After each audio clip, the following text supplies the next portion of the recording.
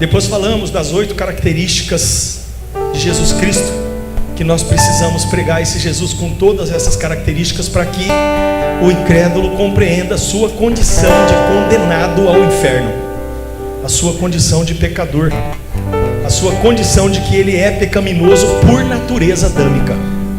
Não é porque ele quer, é porque ele é. Assim como Deus declara em Êxodo por muitas vezes que ele é o eu sou, o homem é pecador por nascimento, por herança. Então, nós precisamos compreender essa estrutura para que nós falemos dessa estrutura na sua inteireza, para que conheçamos o Cristo verdadeiro. Esse seminário imersão, que significa esconder-se embaixo da água, mergulhar profundamente, ele está falando conosco muito sobre o Espírito Santo, a figura dessa pessoa da Trindade, que traz revelação, que traz conhecimento, que traz direção. Cadê a Jéssica? Cadê a nossa imagem, Jéssica? É impressionante como essa fotografia que foi tirada hoje, aqui eu tirei essa fotografia hoje na frente da igreja, quando eu saí ali fora eu vi essa, e aí eu olhei assim, e Deus falou para mim assim, puxa, eu me lembrei lá de Daniel, quando aquele querubim chegou e falou, Daniel, eu demorei 21 dias para chegar aqui, porque o céu de bronze estava fechado, e eu demorei 21 dias para que esse céu se rompesse. Mas Deus ouviu a tua oração desde o primeiro dia. Porque o céu de bronze, ele pode demorar a trazer a resposta de Deus, mas a oração de um justo sobe no momento que ele abre a boca. Porque a palavra de Deus diz em Apocalipse que a oração dos santos sobem até o trono de Deus, juntamente com o incenso queimado pelos anjos nas taças de ouro. E aí eu me lembrei dessa passagem, eu vi essa imagem, e Deus falou para mim, eu abri um caminho em cima da igreja, e os anjos estão passando por ele. Os anjos estão cuidando da igreja. Nós precisamos compreender que Jesus em João 14, ele fala, eu sou o caminho, a verdade e a vida. Nós precisamos entender, e agora eu falei no começo sobre a primeira parte da matéria que eu estava falando aqui, era Cristo como servo. Não foi o que nós ouvimos hoje? Um Cristo servo, um Cristo que serve, um Cristo que falou melhor é servir do que ser servido. E agora nós vamos falar sobre o caminho da cruz. A cruz tem um caminho para ser seguido, e a cruz hoje ela se tornou um objeto trivial no pescoço de muita gente, como um penduricalho ornamental, trivial, sem valor. E muitas pessoas que têm tatuagem de cruz e que usam pendurado no pescoço a cruz, elas não querem nenhum desconforto quando se trata da verdade que a cruz representa. Eles não querem. Mas a verdade é que um homem que se compromete com a verdade, ele pode até ser morto, mas a verdade com a qual ele se comprometeu jamais morre. Os heróis da Bíblia todos são assim. Eles morreram, mas a verdade com a qual eles se comprometeram permanece. Jesus morreu, mas a ressurreição dele nos deu autoridade para que nós continuássemos falando daquela verdade. Porque a verdade, porque a verdade liberta? Porque a verdade está além do tempo. O tempo não consegue corromper a verdade. Essa verdade absoluta que é Jesus Cristo, essa verdade imutável que é Jesus Cristo. Porque existem muitas verdades, como por exemplo, princípios da física, princípios da gravidade, que se na Terra houver uma inclinação, ou se a Lua por alguma razão se afastar alguns quilômetros da Terra, esse princípio estabelecido matematicamente como a lei da gravidade, ela vai mudar. A natureza muda, mas a verdade absoluta que diz em João 14,6, que Jesus diz, eu sou a verdade, essa verdade é imutável, ela não muda. E toda verdade baseada nessa estrutura de rocha que Jesus estabeleceu, ela tem um preço para ser pregada, porque nós não podemos desviar dessa doutrina. A Bíblia trata em Timóteo e lá em Atos dos Apóstolos de algumas, em Mateus, tratam de 3 verdades, que são as doutrinas encontradas, relatadas na Bíblia. A Bíblia diz que existem doutrina de homens. A Bíblia diz em Timóteo que existe doutrina de demônios, e lá em Atos dos Apóstolos diz que existe a doutrina dos apóstolos. Essa é a única verdade que deve ser pregada e estabelecida. Essa é a verdade que leva à cruz, porque o caminho da cruz, nós precisamos compreender que Deus, Ele estabelece uma estrutura imutável. É impressionante como a Bíblia ela não fala que Deus é santo. Lá em Isaías 6 diz, no versículo 3: Santo, Santo, Santo é o Senhor. O judeu, ele tem uma estrutura gramatical dentro da sua consciência moral em relação à repetição das palavras. Quando um judeu repete por 3 vezes uma palavra, ele quer dizer que aquela palavra que ele falou, ele não vai voltar atrás nela. E é impressionante como Jesus, com a sua sabedoria de plenitude, porque Jesus ele foi ungido com o Espírito Santo. Quando ele foi batizado, os céus se abriram e eis que o Espírito Santo desceu sobre ele em forma de pomba. E ouviu-se uma voz no céu que disse: Este é o meu Filho amado em quem eu me alegro. E é interessante que ali em Marcos 14 tem uma passagem que conta a história de Pedro negando a Jesus por 3 vezes.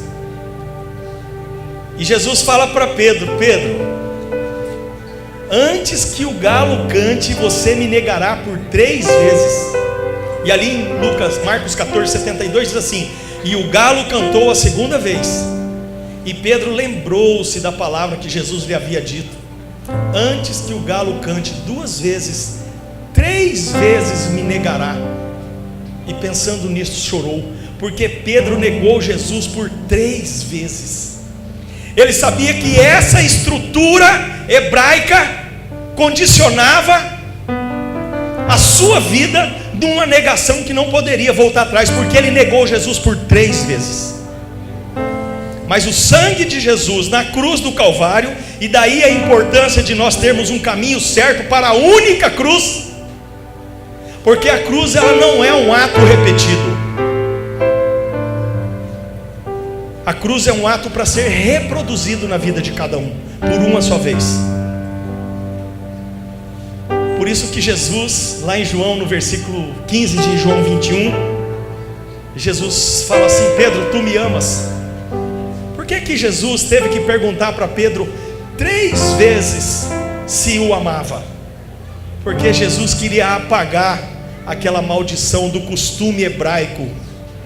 Porque Pedro negou Jesus a 3 vezes, então Pedro declarou para o próprio Senhor que o amava por 3 vezes, para apagar, para fazer uma confissão diante de Deus e dos homens, para ser perdoado e curado na sua alma. E por 3 vezes ele disse: Senhor, eu te amo.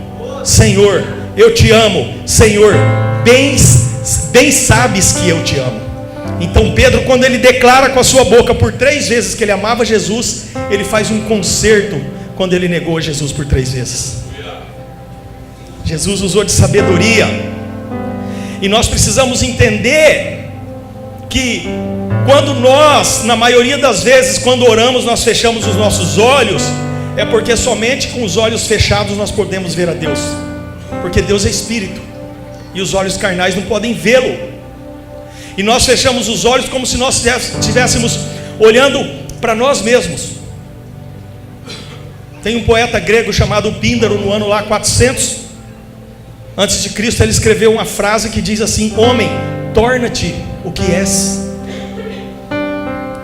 Parece uma poesia, mas Píndaro ali estava falando para você: olha para quem você é, olha para a tua origem, olha onde você foi criado, olha quem te criou, olha para o propósito que tem estabelecido na tua vida, porque o propósito que tem estabelecido na tua vida. Quando alguém diz assim para você: Deus tem um projeto na tua vida, Daniela, como eu falei para Daniela lá em São Paulo.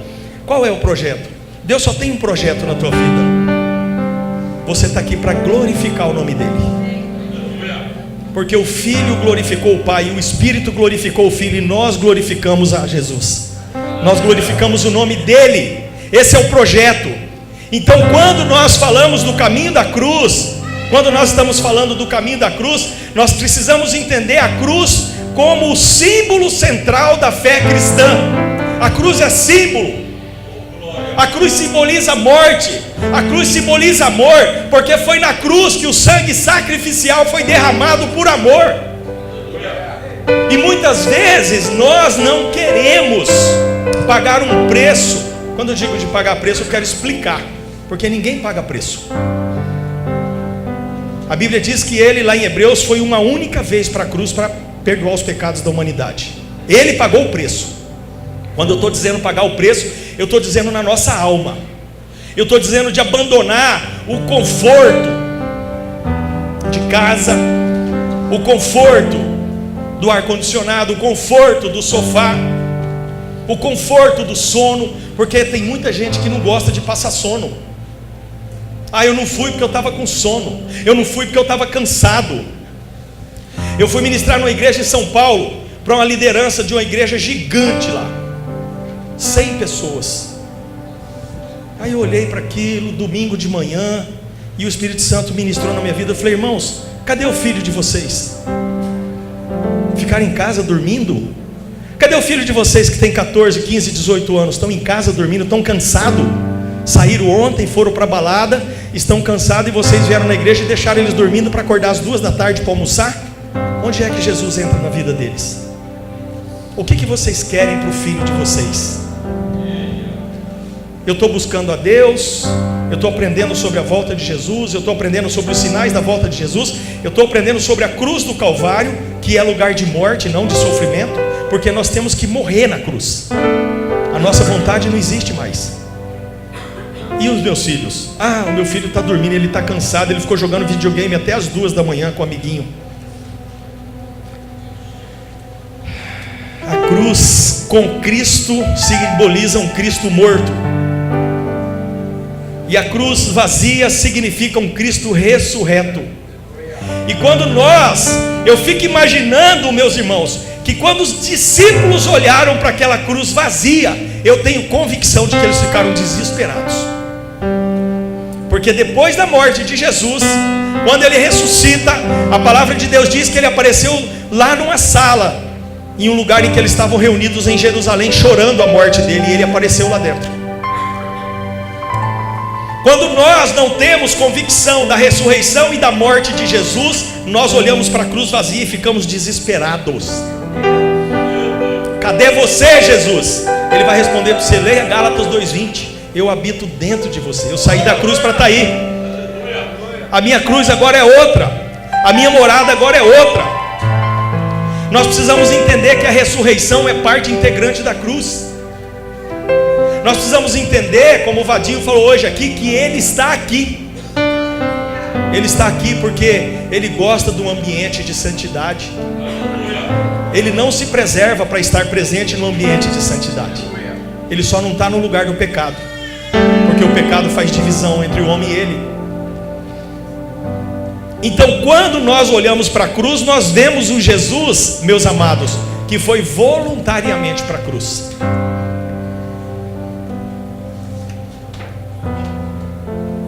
Tem uma ilustração que diz que no mundo árabe, eu tenho muitos amigos árabes, e que vivem muito fortemente a cultura árabe.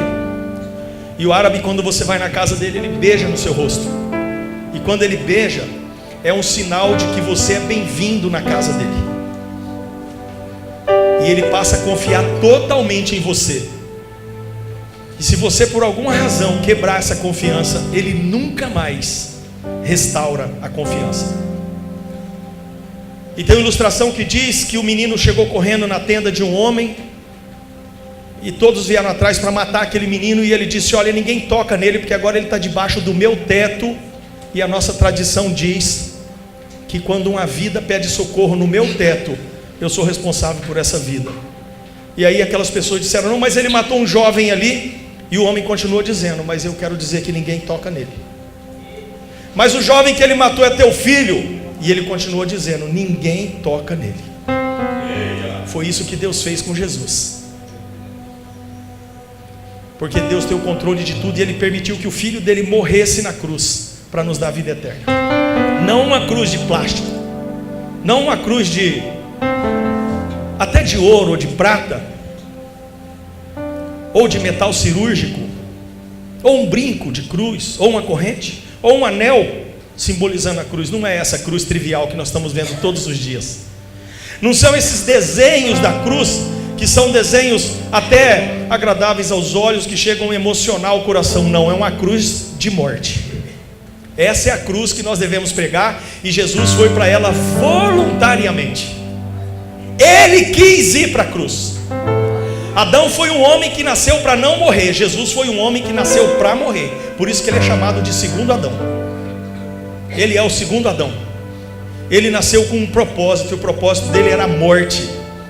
Ele sofreu antes da cruz, mas na cruz ele morreu. Nós precisamos compreender que, na verdade, Jesus não hesitou na cruz, ele aceitou a cruz.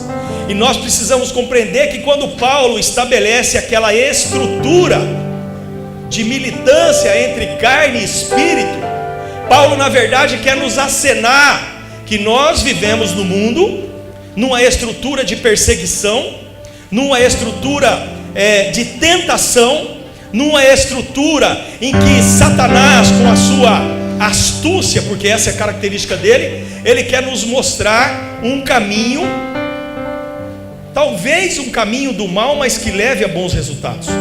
Nós temos visto alguns líderes de igreja utilizando caminhos maus, porque esses caminhos têm bons resultados. A matemática de Deus diz que somente caminhos bons pode levar a bons resultados.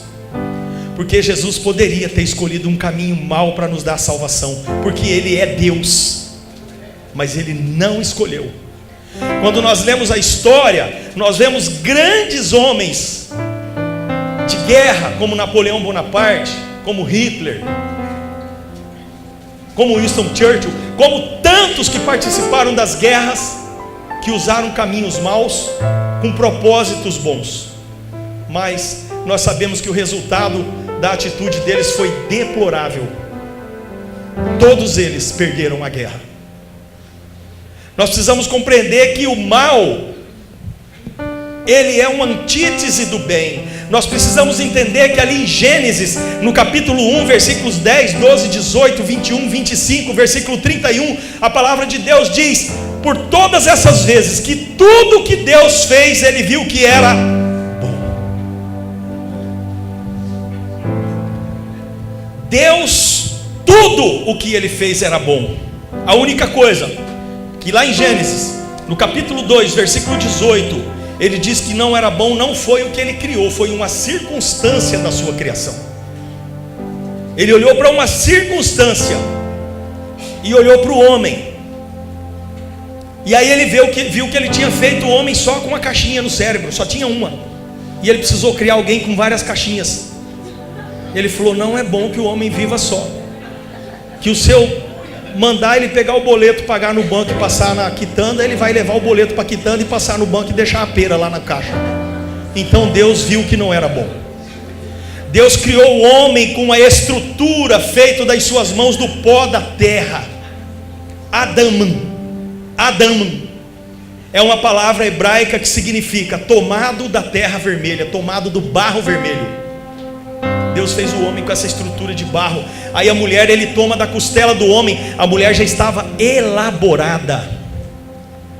A mulher já tinha sangue, ossos, capilares. Ela já estava elaborada. Aí aquela força vital que Deus tinha e que Ele usou para criar o homem, Ele não precisou usar para criar a mulher, porque ela já estava elaborada. E Deus foi dando mais atributos a ela e chamou a mulher de adjutora, aquela que enxerga as coisas, aquela que tem olho na nuca, aquela que vê tudo, aquela que sente o cheiro, aquela que olha para o marido, ele levanta a sobrancelha mais que o outro, ela já faz um diagnóstico e já dá a receita. Porque na verdade adjutora é uma palavra que no hebraico significa aquela que cerca, aquela que guarda, aquela que aconselha. Nós sabemos que adjutora é uma palavra, e Deus quando fez falou: não é bom que o homem viva só, far-lhe-ei uma adjutora. Presta atenção no que a palavra de Deus quer dizer com submissão. Far-lhe-ei uma adjutora para que esteja adiante dele. É o que lá no hebraico está escrito. Não fez a mulher para estar atrás, fez a mulher do osso do lado para estar à frente. Então nós precisamos compreender como casal que existem estruturas em todos os relacionamentos afetivos de uma família, de uma sociedade, de autoridades constituídas, que é baseado no princípio da cruz. E como eu falei agora à tarde, a cruz não aceita soberbo e nem orgulho, a cruz só aceita servos. A cruz só aceita servo. Por que que Paulo fala desvestindo-se do velho e revestindo-se do novo? Por que que Paulo fala carne milita contra o espírito e o espírito contra a carne? Deixa eu dizer para você uma coisa: carne é alma, é sentimento, é voluntariedade. Sou eu, carne sou eu. Vontade carnal é vontade almática, é a minha vontade. A do Espírito Santo eu guardo numa caixinha. E o que é crucificado na cruz não é o teu espírito, é a tua carne que é crucificada na cruz. É a morte da tua carne, é a morte do teu eu velho. Por isso que 2 Coríntios 5,17 diz: aquele que está em Cristo, nova criatura. Não será nova criatura, é nova criatura. Nós precisamos entender que a morte de Cristo na cruz, ela não é, na verdade, a última resposta de Deus para a humanidade. A última resposta de Deus para a humanidade é a sua volta através da sua ressurreição. Nós precisamos nos lembrar que Cristo ressuscitou e Ele vive, Ele está aqui. Nós não podemos pregar uma cruz torta, nós não podemos pregar uma cruz fraca. Nós temos que pregar uma cruz verdadeira, estabelecida, aonde Jesus, o servo, foi crucificado para nos salvar. É por isso que Jesus, ele foi pregado por inteiro na cruz. É por isso que nós temos que pregar Jesus, aquele Jesus da cruz, para as pessoas, por inteiro. Quantas vezes Deus me leva a pregar para pessoas falando da morte e do inferno? Porque as pessoas estão cansadas de ouvir sobre salvação e céu, e elas não querem. Às vezes o Espírito Santo me fala: vai lá e fala para ele do inferno, mostra lá na Bíblia onde é que está o inferno. Como que o inferno é? Porque a pessoa parece que ela está com aquela concepção católica de que o inferno é aqui na terra. Você vai morrer, você vai para um lugarzinho chamado, o inferno de Dante conta essa história ali. Purgatório. Fica um tempo lá, e eu vou rezar um monte de missa, acender um monte de vela, e você vai subindo, e o inferno vai vindo atrás. A cruz de Cristo, ela só foi erguida quando Deus quis confrontar o mal na terra através do seu amor. Eu quero dizer para vocês que quando Deus, por várias vezes em Gênesis, diz que tudo que Ele fez era bom, eu quero dizer que o que é bom tem origem, e o que é mal não tem origem. O mal é apenas uma antítese daquilo que é bom. O que é bom tem origem no céu. Deus criou o que é bom. O que é mal foi estruturado pela pecaminosidade de Adão e pela obra de Satanás. Por isso que a Bíblia diz que ele veio para desfazer as obras do maligno. Mas Jesus, ele não vai ser crucificado de novo, e ele não vai nascer de novo no ventre de uma mulher. Ele não vai mais descer à terra como homem para desfazer as obras do maligno. Ele vai usar a tua vida para desfazer as obras do maligno. Ah, pastor, mas a Bíblia diz que Jesus falou que viu Lúcifer descendo do céu como um raio de luz e cheio de poder. A Bíblia diz que ele tem poder. A Bíblia diz que ele é espiritual. A Bíblia diz que eu não posso lutar com ele como luto com a carne e o sangue. Calma, você tem um amigo mais chegado que um irmão chamado Espírito Santo. Ele habita dentro de você e ele vai te dar uma armadura completa e vai te levar para as regiões celestiais, e você vai militar e vai bater uma vez só, forte e colocado, porque ele direciona você. Mas você precisa entender que a tua luta no mundo espiritual não vai acontecer se você verdadeiramente não passar pela única cruz. Se você verdadeiramente, Jesus em João 14, ele tem uma interpretação que nós chamamos na gramática, nós temos várias modalidades de interpretação de texto. Você olha para um texto, tem interpretação histórica, interpretação geográfica, interpretação gramatical, interpretação teleológica, que olha a análise e o fim do texto. Tem a interpretação extensiva, declarativa e restritiva, isso é gramática. João 14,6, ele tem que ser analisado sob o ponto de vista gramatical restritivo. Por quê? Porque Jesus usa ali um artigo definido. Ele diz: eu sou o caminho, não tem outro. Ele fechou. Ele não diz: eu sou um caminho, César é outro caminho, a igreja Maná é outro caminho, o centro espírita é outro. Não, ele diz: eu sou o caminho. É restritivo, não abre para outra interpretação, não tem. Se você quer a cruz e se você quer o céu, é só por meio de Jesus, não tem outro. Porque eu certa vez pregava o evangelho para uma mulher, uma senhora, e eu fui falar de Jesus para ela, e ela fez assim: eu tenho Jesus. Falei: não tem, não tem. Você tem um monte de imagem aqui, atrás de cada um tem um demônio. É isso que você tem. Jesus você não tem. Ele não te compartilha com ninguém. Se você não o quer por inteiro, ele também não te quer. Porque a Bíblia diz que aquele que crer em mim será salvo. A Bíblia diz que ele é o caminho. A Bíblia diz que ele é a verdade, que ele é a vida. E a cruz só tem uma, não tem duas. As outras duas cruzes que estavam ao lado da cruz de Cristo tinham crucificados dois ladrões. O Salvador foi só numa cruz que ele foi crucificado. Não tem Jesus. Você não tem Jesus. Você não pode falar isso, porque eu aprendi com o papai e com a mamãe que eu tenho Jesus. Falei: então vou te mostrar o que a palavra diz. Pega a tua Bíblia. Ela é lá de Corumbá, meu irmão. É mãe de Vital. Graças a Deus que hoje ela é uma crente fervorosa. Você não tem Jesus, eu vou te mostrar aqui. E aí vai em Êxodo, e vai no Salmo 115, e vai no Novo Testamento, e vai no Apocalipse, e fala da idolatria, e vai pregando, porque só a verdade pode libertar. É só a verdade. João 8, 32, 36 fala isso, que se você conhecer o Filho verdadeiramente, você será livre. Por isso que nós temos que pregar a verdade, não a tua verdade, não a tua cruz. Porque quando Jesus falou: esvazie de si mesmo e tome a sua cruz. A cruz, meu amado, deixa eu dizer para você, quem dá a cruz para você é Ele. Só tem uma cruz. Você não fabricou nenhuma cruz. Você foi crucificado na cruz de Cristo.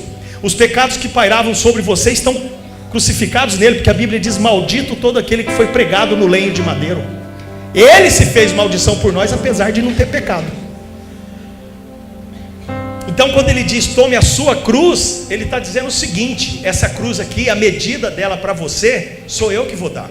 O peso dela para você, eu que vou fazer. O tamanho dela, sou eu que vou te dar.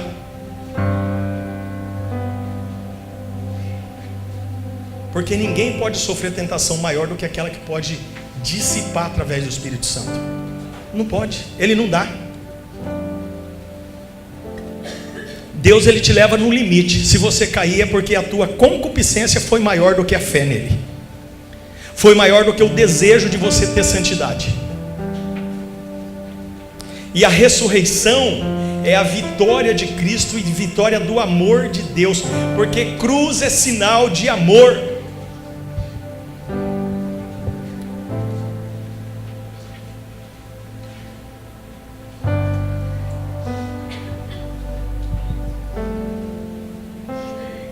Deixa eu dizer para você uma coisa. Paulo, ele foi preso, foi decapitado, apanhou, viajou quilômetros, Ali em Filipenses 4 ele fala: eu sei ter muito, eu sei ter pouco, eu sei comer em abundância, eu sei passar fome. Jesus sofreu, os discípulos, a maioria foram mortos, sofreram perseguições, foram presos. E às vezes os crentes modernos, alguém fala mal dele um pouquinho, já se dá o direito de fazer beicinho e não ir mais na igreja. Oh, meu amado, estou sentindo falta de você. O senhor não soube o que aconteceu? A fulana falou de mim. Meu irmão, vai se converter. Vai ouvir Jesus dizendo para Pedro: Pedro, Satanás pediu você para se ir andar numa peneira, mas eu orei a Deus para que a tua fé não desfalecesse. Quando te converteres, fala com os teus irmãos.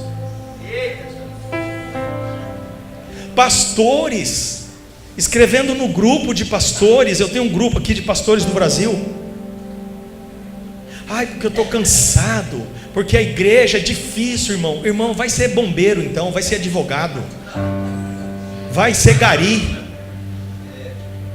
Se você tem vocação, esses dias eu falei com um pastor amigo meu, me mandou um texto sobre a igreja, porque a igreja nos deixa cansados. Aonde já se viu falar que a noiva mais linda do mundo, que é a noiva de Cristo, deixa alguém cansado? Ah, porque a igreja deixa a gente estafado. Cara, muda, meu irmão. Você não tem o ministério pastoral como sacerdócio, para você ele é profissão. Então muda de profissão. Muda.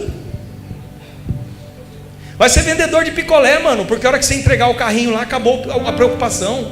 Olha o picolé. Vai ser vendedor de alface, né? Aqui da UANA tinha um cara que vendia alface, ele falava assim: pip, pip, olha a arfácia, olha a arfácia. Vai ser vendedor de arfácia, mano. Porque o ministério pastoral é um sacerdócio. A gente faz porque ama, a gente faz porque reconhece quem nós éramos e quem nós somos. Hoje nós somos de Jesus. Hoje nós temos a luz que brilha em nós. Hoje nós somos fiéis, hoje nós somos amorosos. Hoje acabou a obra da carne, começa a praticar, começa a viver o fruto do Espírito. Eu tenho falado muito, o meu casamento é uma fonte de alegria. Que delícia o meu casamento, cara. Meu Deus, que coisa linda. Meus filhos, eu tenho um filho de 21 anos, mora fora. Quando ele vai numa festa da universidade dele, ele liga: pai, vai ter uma festa assim, eu estou indo. Quando eu falo não vai, filho, ele não vai. Porque as 2 vezes que eu falei não vai, os amigos sofreram acidente no carro. Ele sabe que quando eu falo é o Espírito falando. Ele não teima, ele não tem a ousadia de dizer: ah, pai, não. Ele fala: tudo bem, pai, porque ele sabe com quem ele está falando. Fonte de bênção, amor, gozo, paz, longanimidade, benignidade, bondade, fé, mansidão e domínio próprio. Aí tem crente pedindo para Deus: Senhor, me dá mansidão. Meu amigo, você não tem o Espírito Santo? A Bíblia diz que ele veio completo para você, o fruto dele está em você. Exerça a mansidão. Não peça mansidão, exerça. Ah, pastor, mas eu não consigo. Nem eu consigo, mas eu deixo o Espírito Santo fluir, e ele vai me dominando. Ele vai me dominando.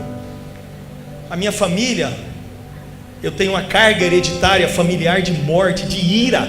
Uma família irada. Meu pai era um homem irado. Hoje ele é crente em Jesus. Até hoje ele dá umas escorregadas de vez em quando. Aí como ele congrega na igreja lá, eu sou o pastor dele, eu vou para cima com força, né? Agora eu desconto. Agora você me paga.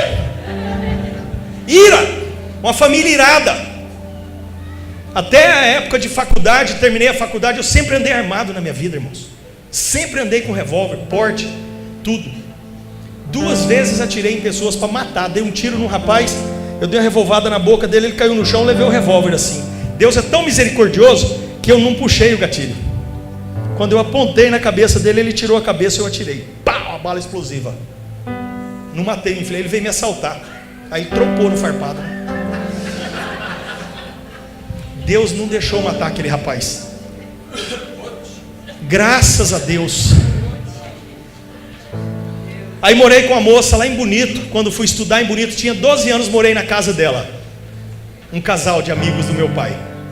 Eles eram crentes. E ela orava muito por nós. Ela via aquele movimento de... Aí muitos anos depois ela se mudou para o Nordeste, foi embora. Depois de muitos anos, eu já casado, tinha filhos, e ela sabia daquela vida antiga que eu tinha, de ira, de arma, de não sei o quê. E eu convertido, um dia ela veio veio em Campo Grande passear, a Madalena, e ela foi no meu escritório. Ai, meu filho, até hoje ela me chama de meu filho. Eu vim te ver, meu filho. Eu falei: ô Madalena, eu quero te mostrar uma arma nova que eu comprei agora, mas é maravilhosa. E ela sabia, e ela fez uma cara de tristeza, mas me mostra. E eu tirei uma Bíblia de dentro da gaveta, falei: essa aqui é a minha arma. E ela me abraçou e chorou, falou: quantos anos nós oramos por você, meu Deus.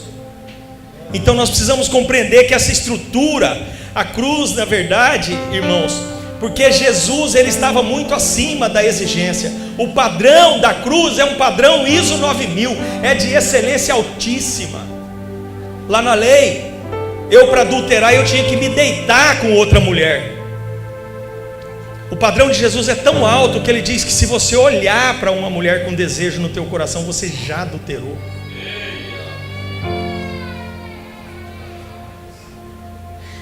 Lá na lei, eu tinha que dar o dízimo por obrigação. Aqui, o Espírito Santo ensina: cada um dê conforme o teu coração. Eu vou dizer para você uma coisa: Deus não precisa de você. Eu vou lá para o Brignoli porque, já viu, né? Se eu não for, imagina como é que vai ser esse seminário. Deixa eu dizer uma coisa para você, pastor Otoni: Deus não precisa de você. Você está tendo o privilégio do Espírito Santo te usar. Deus não precisa do teu dízimo. Ele não precisa. Eu quero dizer para você que quando você vem aqui, Deus não está olhando quanto você pôs, Ele está olhando o teu coração depois que você vira as costas para o gasofilácio.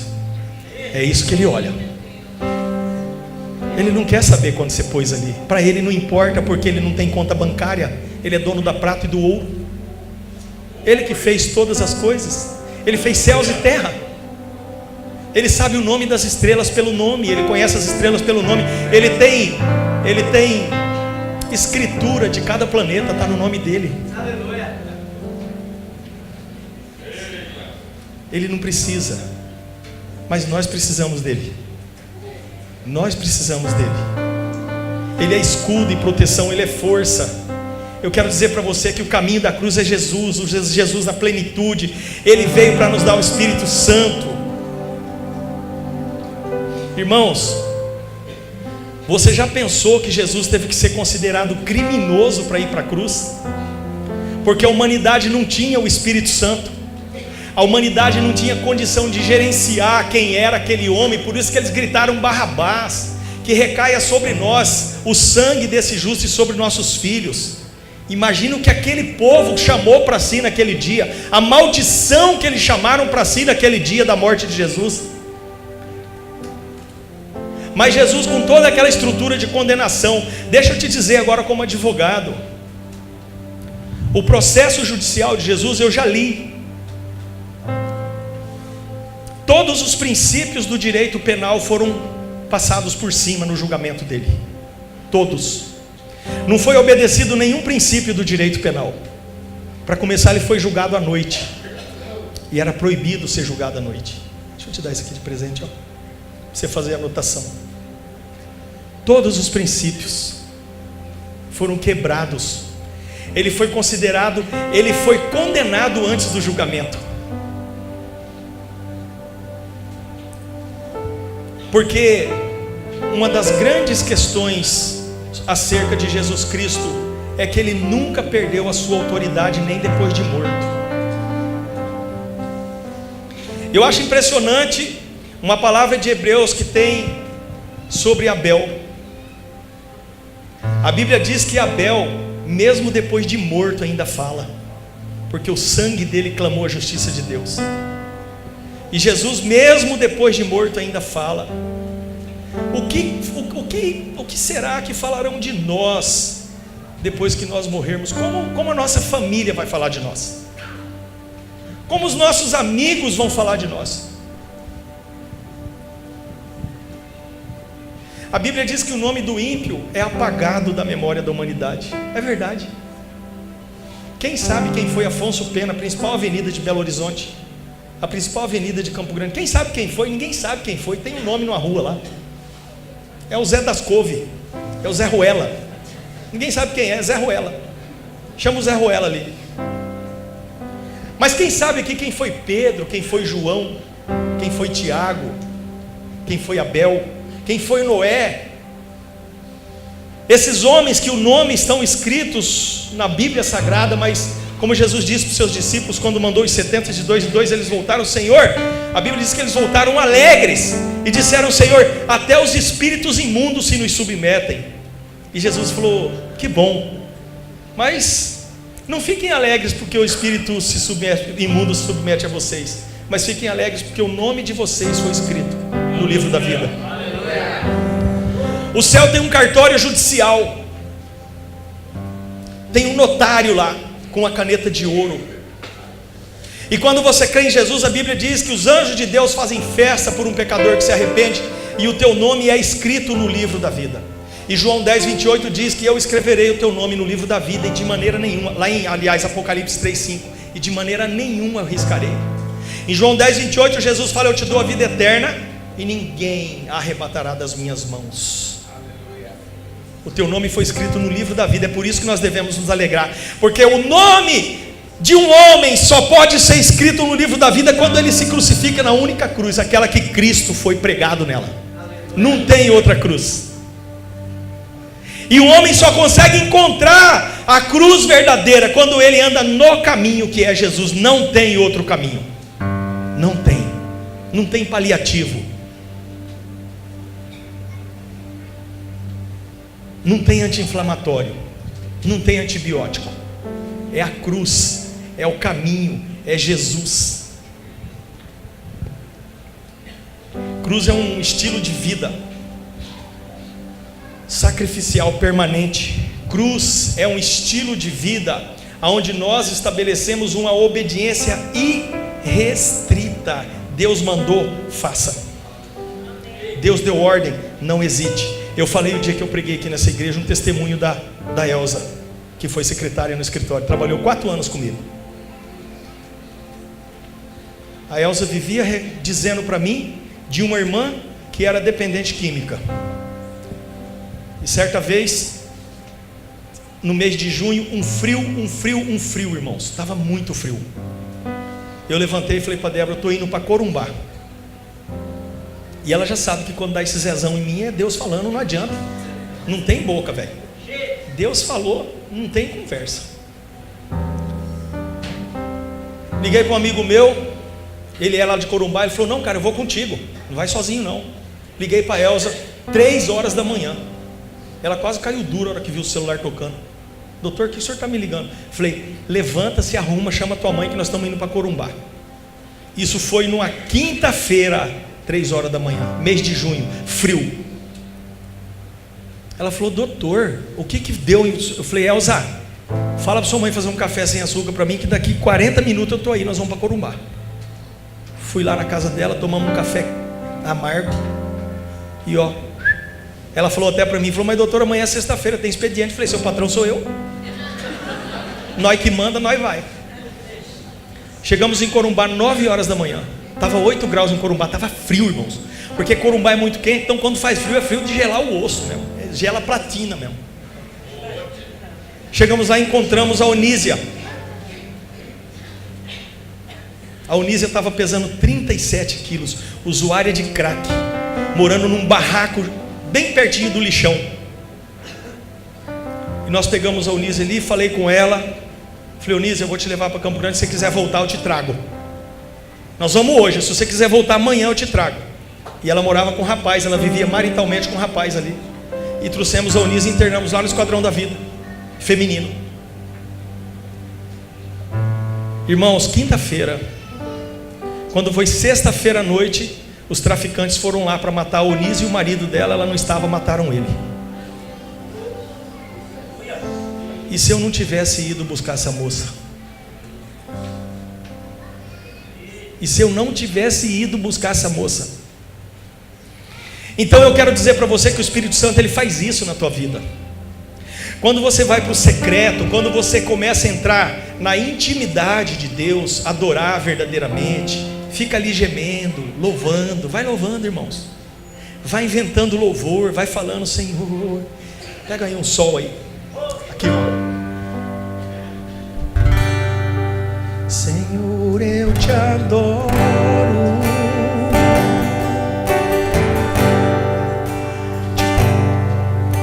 Te quero demais.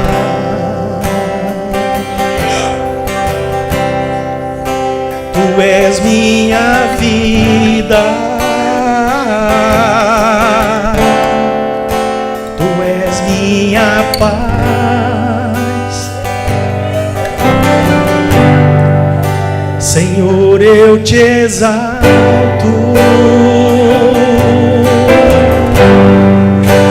E quero viver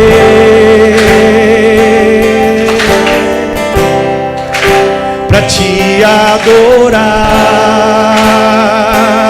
Jesus, com todo meu ser. A tua presença, tudo que eu preciso.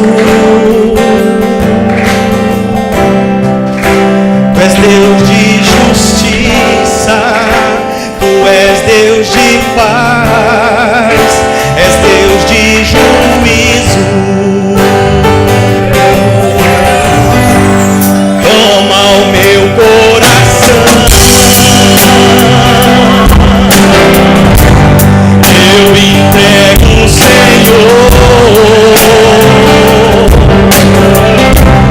Resplandeço na terra,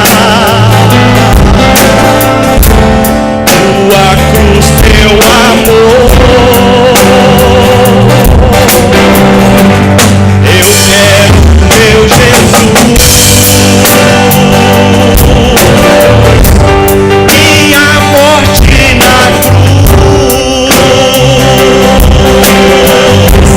Quero ser meu Senhor, usado com fervor pra pregar o teu amor. É isso, igreja, é isso, é isso. O Espírito Santo vai dando louvor, ele vai dando graça, ele vai trazendo para dentro de você algo que é dele, e você começa a se derramar, e de repente a poesia do salmo vem, e você começa a fazer uma rima rica, porque o Espírito Santo é riqueza, e você vai fazendo louvores. Eu contei esses dias na igreja que no dia 1º de maio eu acordei às 3 horas da manhã, a 1 hora da manhã, 1h30, e eu fui para a sala, era meu aniversário, 1º de maio. Olha só, meu nome é Otônio e meu sobrenome é Trabalho. Nasci no dia do trabalhador. Aí fui lá para a sala, peguei o violão, fiquei ali adorando. Fiquei orando. De repente, eu comecei a cantar aquele louvor assim, sol. A presença é real.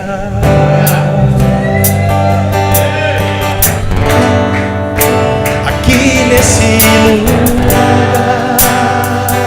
Fui louvando. Tua presença é real. Aqui nesse lugar. Vamos lá de novo.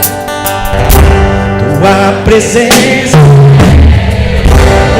é real aqui nesse lugar, Jesus. Eu sei disso, Espírito Santo. Aqui neste lugar. Tua presença é real. Aqui nesse lugar. Então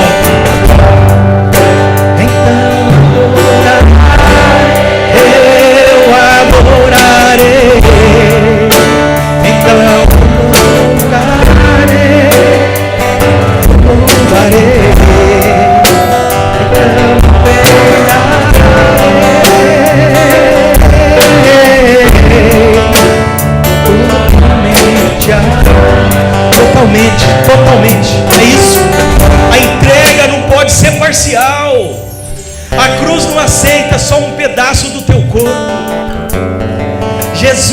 não teve um osso quebrado, porque havia uma profecia no livro de Isaías. A cruz o recebeu com pregos em lugares que não quebraram seus ossos, porque havia uma profecia que nem um osso do seu corpo seria quebrado, porque ele iria ressuscitar e ser glorificado. E eu comecei a cantar esse louvor. Sabe o que aconteceu, irmãos? Eram as 3 horas da manhã. Eu repeti muitas vezes esse louvor, muitas vezes. Quando foi 3 e pouco da manhã, Jesus abriu a porta da minha casa.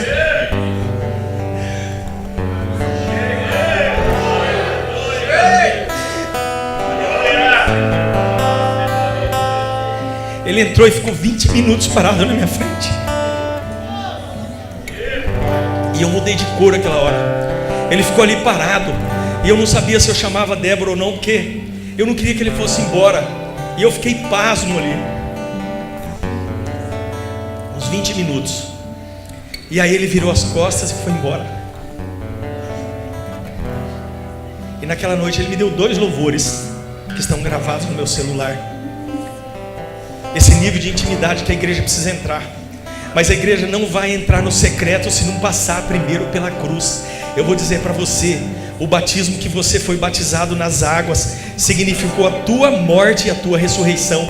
Porque Paulo fala que se com ele nós morremos, com ele nós somos ressuscitados. O Vadinho falou aqui de uma palavra que está em Efésios capítulo 2, versículo 6. E nos fez assentar nas regiões celestiais em Cristo Jesus. O Espírito Santo, ele tem o poder de te levar a ter intimidade com ele. O nosso secreto hoje é em todos os lugares onde nós estamos. Quantas vezes eu tenho tido experiências na advocacia, que acontecem coisas no processo que eu tenho convicção absoluta que a minha capacidade não alcançaria. Apesar de que eu sou estudioso, de que eu fiz 2 pós-graduações, eu fiz um mestrado, eu estudo, eu leio muito, mas a minha capacidade não alcançaria o resultado da ação. Essa semana eu fiz um acordo com o banco, uma ação de 3,5 milhões, meu cliente pagou 25 mil reais e quitou a dívida. Eu sei que não fui eu, mas eu oro por ele, e eu falo: Senhor, põe a mão nisso aqui, Senhor, me ajuda, Espírito Santo me ajuda. Então nós precisamos entrar nesse nível de intimidade, e quanto mais você é morto na cruz, mais você tem intimidade com Deus. É assim que acontece. Nós precisamos realmente soltar a nossa intelectualidade, a nossa alma tem que ser desprendida, ela tem que dar lugar ao Espírito que habita em nós. Por que as pessoas têm vergonha de orar em línguas? Eu sei que a Silvana, quando dá aula de inglês, quando ela começa com os alunos novos, eles têm vergonha de falar "How are you?" Ele tem vergonha de falar outra frase em outro idioma na frente dos outros que estão ali. Mas depois, com o hábito, eles vão se soltando. Irmãos, há quanto tempo nós estamos na igreja? Deixa o Espírito Santo fluir através da sua vida. Deixa o Espírito Santo te dar a palavra profética. Deixa ele te dar a palavra de sabedoria. Deixa ele te dar a palavra de conhecimento, meu amado.